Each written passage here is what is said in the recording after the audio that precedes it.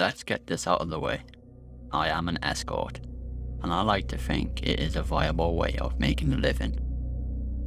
I enjoy what I do, and I like to think I make my clients very happy also. Added to the fact, I am a gay man. So now that is out of the way, let's begin with what was a terrifying time. I had been an escort only a year. I felt like I knew how things went, and knew what I did and didn't enjoy.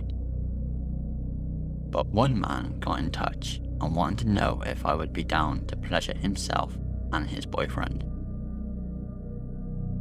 I had done this kind of stuff before, so I wasn't too concerned by it, and happily agreed. With an added cost thrown in, of course. We arranged a time and day to meet, and it was simply down to waiting for that time to arrive. It was to be at his house, and they had lived just over an hour away. The days leading up to that time went by pretty quickly, and I got dressed in the slutty attire that they asked for. Pulling up to the house, everything looked reasonably normal. The street looked decent. The lights were on in the house, and greeting them went better than expected. So we had done the deed, and where I usually ask for payment up front, they were adamant they would pay afterwards. First time for that, but I stupidly agreed. What I didn't expect was to be tied up and whipped after all we enjoyed ourselves within the given time. Now you would say this would be kinky, but it really wasn't. Every time they whipped, I was in agony. I was red raw and pleading with them to let me go. They laughed and said they would give extra money for it. But at that point, I didn't care about the money. And for those wondering why I let them tie me up, I was already tied up due to the previous interaction. They just hadn't untied me. After what felt like an eternity of being whipped, I just collapsed on the bed and passed out. When I woke, someone was having fun without any permission. Even scarier was that the man and his brother were filming it. And what petrified me the most was that the man who was forcing himself upon me was using the knife and just slicing at my skin, making me bleed on my arms, legs, and back. After he was finished, they untied me and said if I was to tell anyone, then they would finish me off for good. I didn't get paid and was quickly rushed to the hospital after some stranger saw me on the street collapsing. The police paid me a visit, and after explaining what had happened, I was told they would take a look into it. That was over 2 weeks ago, and I haven't heard anything back.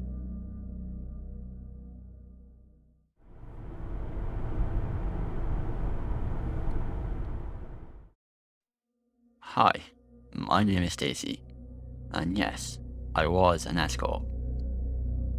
More on the mature side of the age group, but happy nonetheless. I'll skip the boring stuff, as I know you wouldn't be too interested anyway. So it was a Friday night. I received a very warming text from a gentleman asking if I wanted to keep him company that night. Of course, I said yes, once he agreed to the price of that. I got myself all dolled up and headed on out. I could tell he was eager, as he kept messaging to ask where I was and what was taking so long. Listen, you beautiful people. I may be an escort, but I also like to take care of myself and make sure I do my job right. On my way though, it was around 1 AM, and I had to drive down some dark lanes. Sadly, I live quite out of the way, so this was nothing unusual. But literally 10 minutes into my journey, and still not out of the very quiet roads, I see flashing lights from behind. It was the police. I hadn't done anything. I was positive. Always a very safe and careful driver. What came to my window was not what I was expecting. This man, rather on the larger side, dressed in normal clothing, tapped on my window and asked for my license. Happily, I showed him whilst asking to see his ID too. But he only replied saying that the police lights were on, and that was enough proof. But I wasn't happy with that. I demanded to see his badge or some form of ID. I wanted to feel safe and secure myself, even when I had done nothing wrong. Disgustingly, he snorted and spat on the ground, laughing and saying he would be right back, giving me back my license, and then heading back to his car. Something just didn't feel right. I kept looking in my rearview mirror and my wide mirror to see what was going on, and to my horror, as if it was slow motion for a second, I see him pull out a gun and start shooting. I have no idea how I managed it, but I was able to get the car moving and sped off as fast as I could. What made it worse was that they followed behind. I got no experience driving fast or even controlling the car that well, so I knew I was in for trouble. A hard bump from behind, I managed to keep the car on the road. Another bump, and I controlled the car again.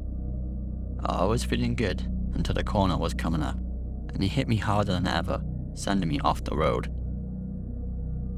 Dazed and barely able to move, I hear gunshots and guys shouting and yelling, grunts and fumbles. Something was going on, and I was trying my best to see. Like a cat sneaking up, I felt a man's hand on me, and I went into fight mode. What I didn't know though, was that this man was actually the man who I was supposed to meet that night. Apparently, he didn't want to wait any longer, and set out to come see me instead after we both swapped dresses in the initial stage.